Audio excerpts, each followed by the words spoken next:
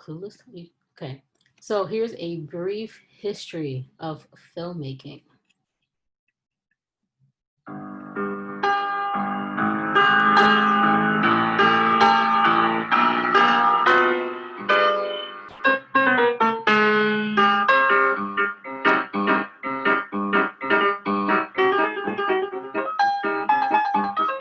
Persistence of vision, the phenomenon whereby the eye remembers what it has just seen after the object has disappeared. In film and video, this phenomenon is widely believed to account for our ability to perceive a sequence of frames as a continuous moving picture.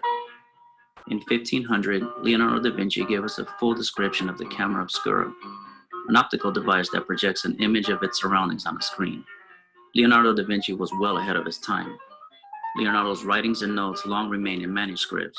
Shortly after his death, those passages from his papers dealing with painting were combined into the Trattato della Pittura. This is where we find Da Vinci's desire for painting to be a living thing. In 1515, Da Vinci presented a drawing of a type of image projector, the magic lantern, which was later developed in the 17th century. In 1832, Joseph Plateau introduced the phenakistoscope.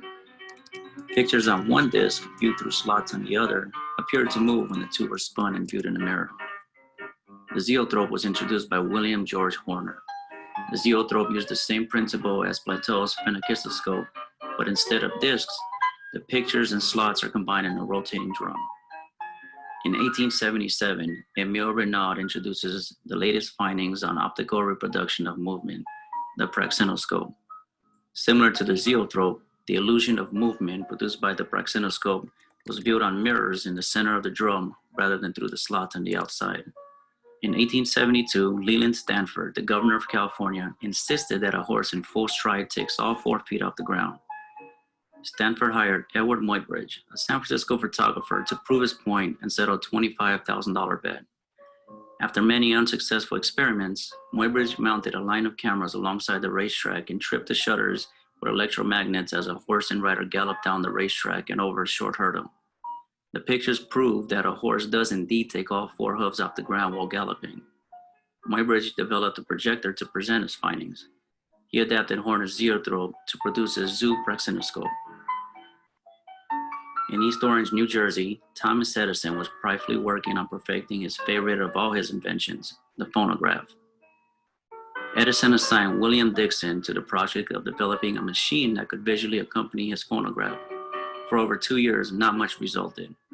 They finally designed a machine, the mutoscope, that they thought might work, but what were the pictures to be on? In 1888, George Eastman devised a flexible film-based cover with photographic emulsion.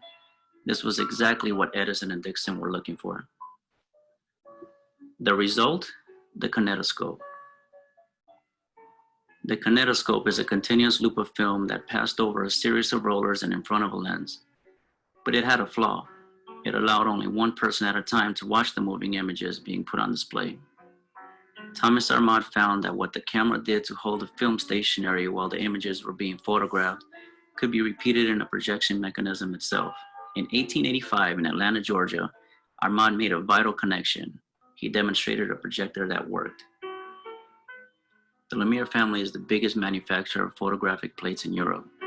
A local kinetoscope exhibitor asked brothers Louis and Auguste Lumiere to make films which are cheaper than the ones sold by Edison. Louis and Auguste designed the cinematograph, a camera which serves as both a recording device and a projecting device. The cinematograph uses flexible film cut into 35mm wide strips and used an intermittent mechanism modeled on the sewing machine. The camera shot film at 16 frames per second, rather than the 46 which Edison used. This became the standard film rate for nearly 25 years. The Arrival of a Train is considered by most to be the first motion picture presented to a large public audience. This cinematic experiment demonstrated the Lumiere's new invention, the cinematograph, which captured a train arriving at a passenger station.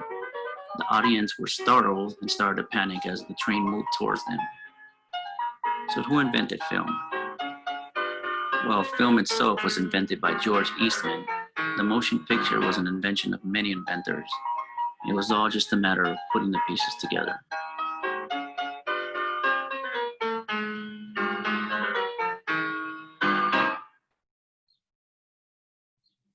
Alrighty then. That was some interesting history, wasn't it? Let me turn my camera back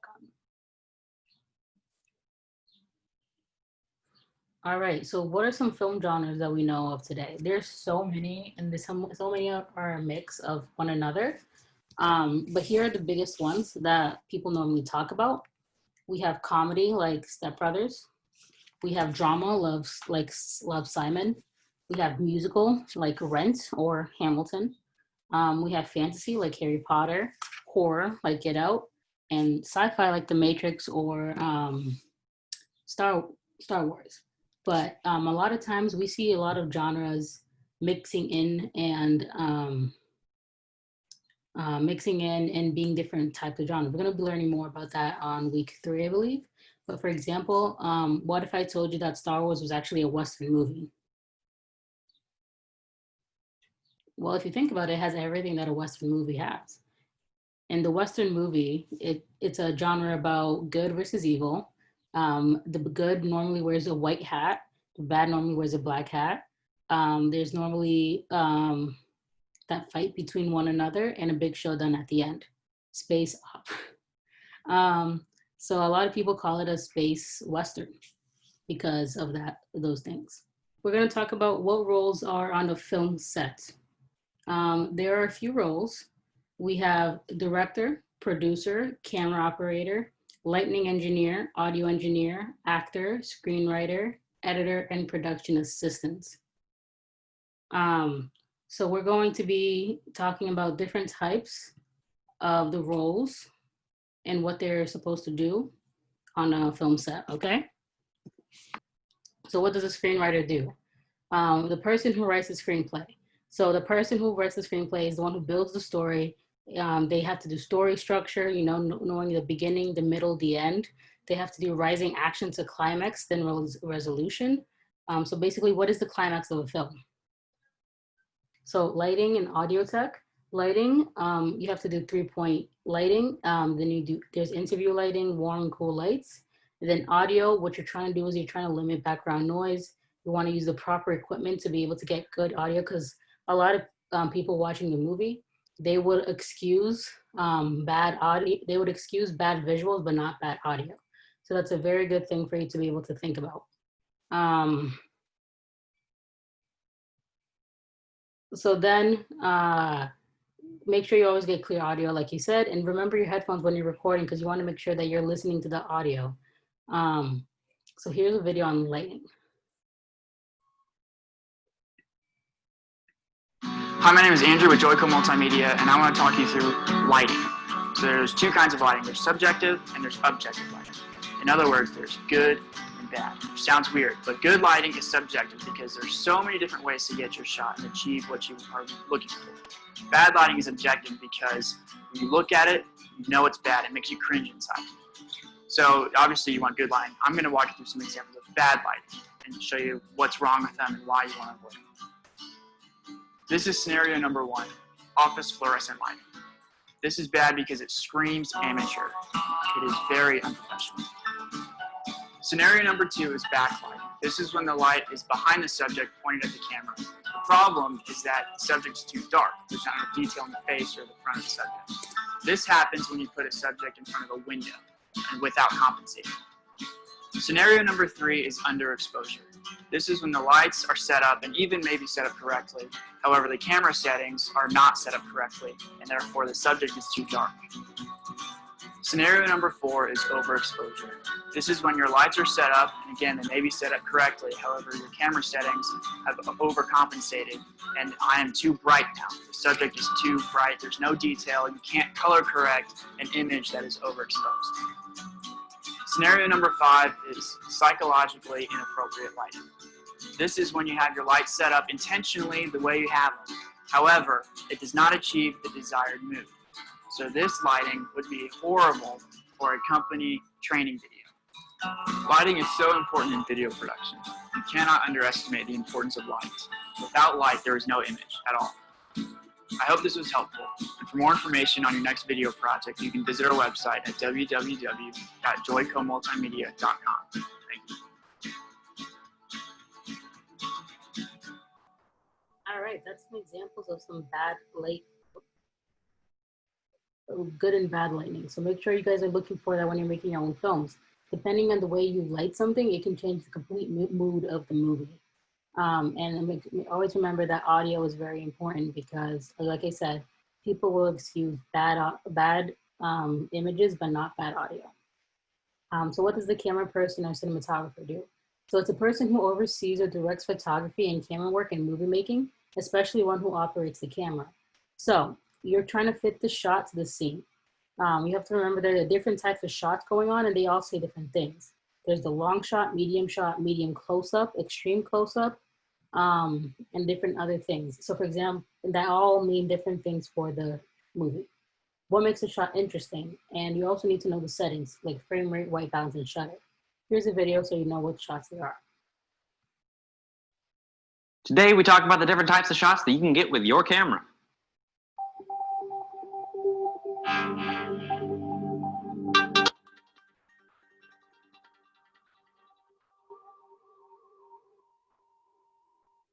Hey everybody, welcome to another episode of Tomorrow's Filmmakers. My name is Justice McCraney, and today we're going to be talking about types of shots. Now, this isn't camera movement, this isn't camera angles or anything like that. This is different types of shots that you can get with your camera, so that whenever you guys are storyboarding, writing a script, whatever, and the scene calls for a full shot, or a medium close-up, or a master shot, you guys will know what that means.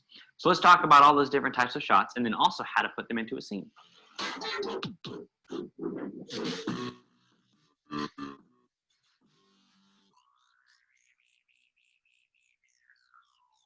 So first off, let's just start by showing you the different types of shots and what they're called, starting from really far away and getting really close. So the first shot is called an extreme wide shot, and this isn't just kind of wide, this is really, really wide. This could be used to establish a location, show that he's on a battlefield, show where our character is in relation to somebody else.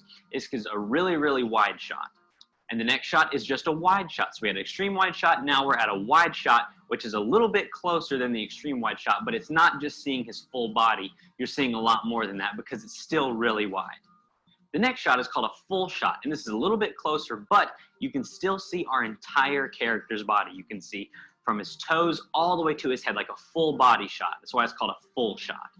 After the full shot, we have the medium full shot, which is a little bit closer. You can see about knees up on our subject. Then you have the medium shot, which is going to be one half of our subject. So it's going to be the hips up. You'll be able to see one half of our subject. Then you're going to have a medium close-up to our subject. And that's going to be a little bit closer than a medium shot. But it's not going to be a close-up. It's going to be a medium close-up. So it's going to be in between. So it's going to be about chest up on our subject. And after the medium close-up, we cut to a close-up, which is just going to be our subject's head. His entire head from the neck to the top of his head. And after the close-up, we punch in even farther to have an extreme close-up. And this is going to be focusing on one aspect of our character's face. In this instance, we're focusing on his eyes. That would be an extreme close-up. If we wanted to focus on his mouth, or his hair, or his nose, or a scratch on his face, or whatever you want to focus on, that would be an extreme close-up. It's not showing his full head. You're punching in even more to focus on one area of his face, or an object, or a situation, or a person, or something like that. That's why I did that. So look here, look here, look here, look here, look here, look here. So just an overview, if you're standing back really far and looking at a person and you start cutting in, you're first going to have an extreme wide shot, a wide shot, a full shot, a medium full shot, a medium shot, a medium close-up, a close-up, and then an extreme close-up. So I know that it's pretty simple and kind of just like, okay, I got that, but I want you guys to understand what they're called so that if you're writing your script and you say, hey, I want the camera to go from a medium full shot to a close-up, you'll know exactly what that means. That means medium full shot that's going to be from knees up to a close-up, just his head. And to go along with that, we also have a couple more shots. One is called a cut-in. And this would be cutting into a closer shot of what our subject is looking at. In this case, it's his phone. So we're at his face, he looks down, then we cut in to what he's looking at, his phone. If he has something in his hand, if he's looking at something on the ground, you're cutting in closer to what our subject is looking at. That's called a cut in. If he was looking at something else, we wouldn't zoom out and look at that. That would be called a cut away. which is the next shot. Now this is if the actor looks over and sees something, we cut away to see what our actor is looking at. So a cut in is whenever we come closer to what the subject is looking at. A cut away is when the subject looks away from the screen. We cut away from our subject to see what he's looking at. So the final shot is called a POV shot, or a point of view shot. And this is a really cool shot. This is like looking through the character's eyes and seeing the scene from his perspective. Now this doesn't mean it's like a GoPro fisheye look, you know, where you can see everything like peripheral vision. No, that would just look really strange. This could be zoomed in, it could be wide, it could be any way you want it to be, but it's just looking from our character's perspective and through his eyes of what he's seeing. Keep going. Not usable. So that's like the different types of shots with one person, you know, zooming in, cut away, cut in, point of view. But also if there's two people, we first have something called a double, which means that this shows both the people in the frame. You know, you can see where they are, you can kind of see that they're looking at each other. From a double, we might cut to an over-the-shoulder shot, which means it's looking over the shoulder of one subject onto the face of the other, you know, to show that they're in a conversation, to show that they're engaged in the conversation with each other. From an over-the-shoulder shot, we might cut to a single, which means it's still focusing on one character and they're still in that conversation, but you're not seeing the other character's shoulder on the side of the frame. Maybe you want to cut in closer because it's an intense moment or something like that. And from that, we could cut to a close over the shoulder, which means that it's the same shot, it's just a little bit tighter and a little bit more zoomed in, maybe to give an effect of suspense or something's about to happen. So now that we understand the different types of shots, you know, with one person, with two people, cut-ins, cutaways, over the shoulder, all those different types of shots, there's two shots that you definitely need to know because they're very important to help your audience understand the scene. The first shot is called an establishing shot. Now, this establishing shot establishes where your characters are, where they're going. You know, it's a wider shot of your two characters talking so you know where they're at. Now, an establishing shot doesn't actually have to show people. It can just show a building, show a carnival. All right, I think I'll get the gist of that. So what are some common mistakes when you're filming as a cinematographer? Too quick zooming, too much motion, and then people can't understand what's going on, not leaving enough headroom or too much headroom, or it's out of focus, or you break the 180-degree rule. Now, what is that? We're gonna come back to it, okay? Does anyone have any questions so far?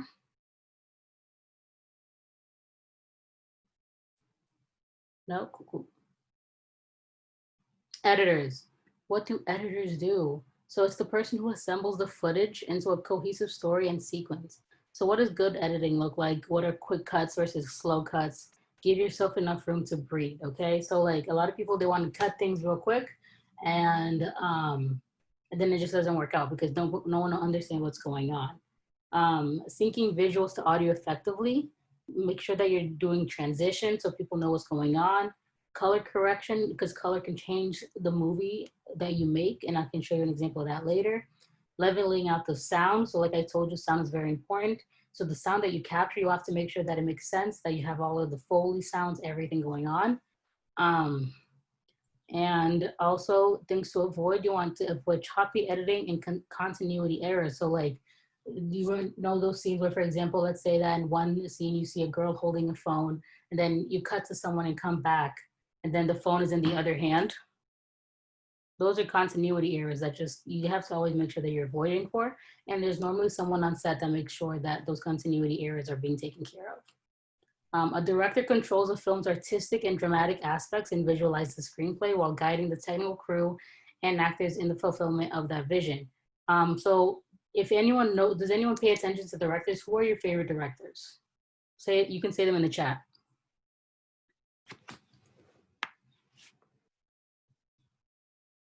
And as we wait for your favorite actors in the chats, acting requires a wide range of skills, including Jordan Peele, okay.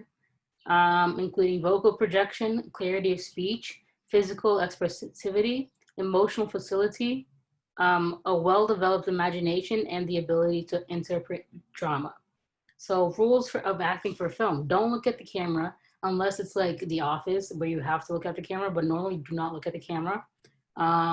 know what shot is being taken and act based on that shot. So if it's a close-up shot, you want to show a bit more emotion than if it's a far away shot, because no one can see you crying in a far away shot.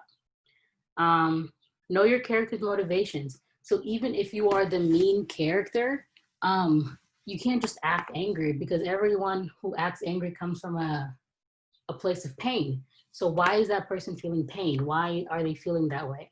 So those are good things for you to be able to figure out when you're trying to act.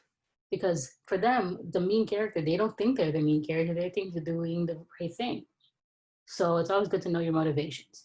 Learn your lines and the directions that are included. You don't want to show up to set and just not know what your lines are and just stand there going like, derp. That is not cool. And then always listen to the director and take criticism well. A lot of actors, they are labeled hard to work with, and no one wants to work with them because they don't want listen to the director. And if someone criticizes or critiques something that they're doing and asks them to change, they'll be like, no, I know what's best, and they do what they want. So always listen to directors and take criticism, but also trust in your own stuff. So then the producer plans and coordinates various aspects of film production, such as script selecting, coordinating, writing, and editing, and arranging financing, AKA they get it done. So they help the director whenever something is failing, they fix it, either themselves or delegates, encourage people to make sure everyone, including the director, is doing their job, and they organize how things will get done, in what order, by whom, and communicates this effectively, and they stick to deadlines. So they're the people finding the budget. They're the people making sure the schedules are getting done. They're making sure that everyone's getting their stuff done. And then other roles on a film set, we have costume and makeup, art director, production designer who creates the storyboard for the script. We have a music supervisor who makes sure the soundtrack is good. We have production assistants who helps for the producer get things done. What are other roles that you guys know about on a set? So when you're making a film, there are 3 steps in making the film. There's pre-production, production, and post-production. This is very important for you to know because this is some terms that people use all the time. So pre-production is everything you're doing to make sure the movie is set before. So for example, if production is when you start filming the film, pre-production is everything you're doing to get ready for production. So that's the script writing, that's the camera, that's the casting, that is planning out set designs. Some movies have co-directors. That is very true. But normally they don't. Well, they have assistant directors, so it's like ADs.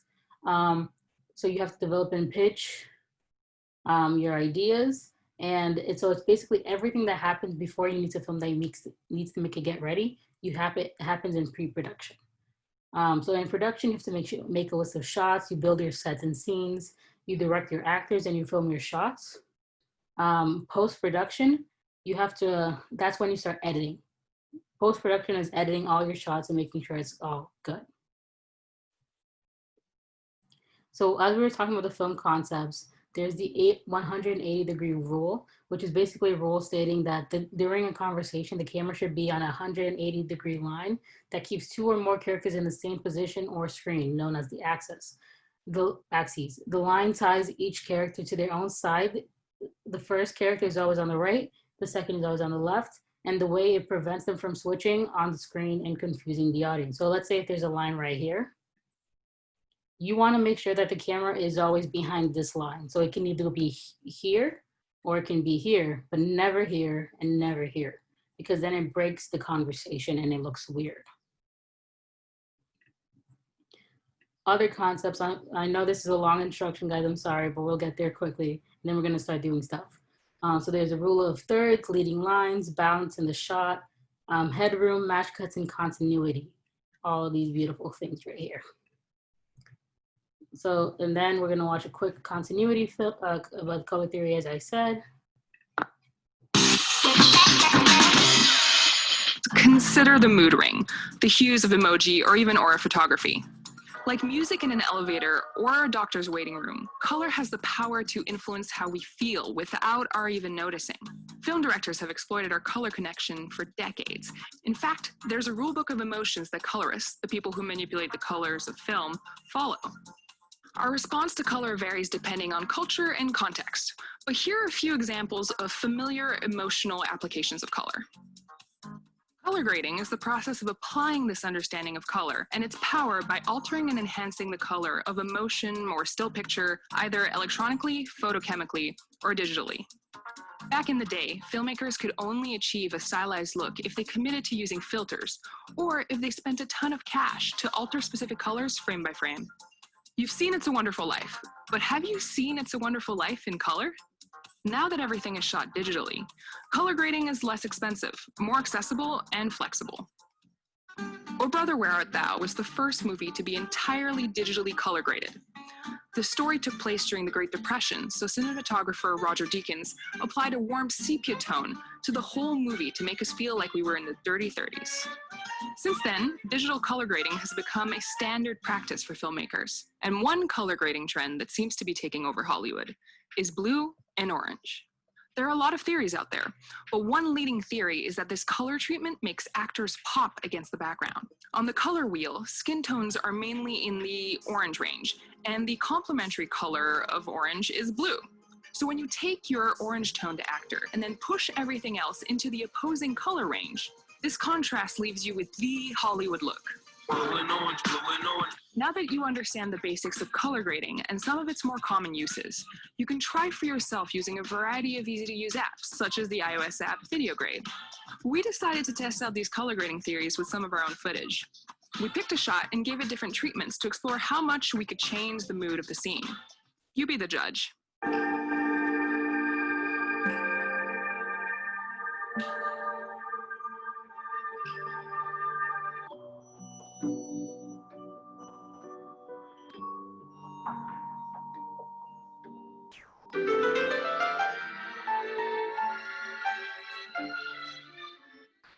Of course, it's not as important to know how to manipulate color as it is to know how color can manipulate you.